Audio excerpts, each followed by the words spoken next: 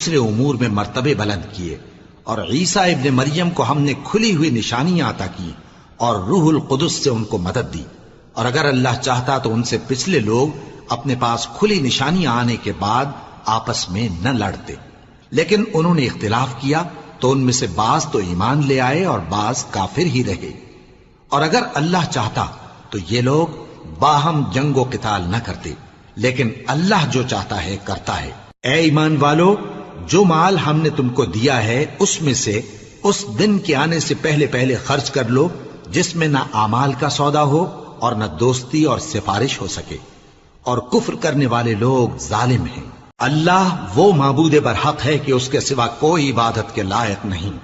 زندہ ہے، سب کو تھامنے والا، اسے نہ اونگ آتی ہے نہ نیند، جو کچھ آسمانوں میں اور جو کچھ زمین میں ہے سب اسی کا ہے۔ کون ہے کہ اس کی اجازت کے بغیر اس سے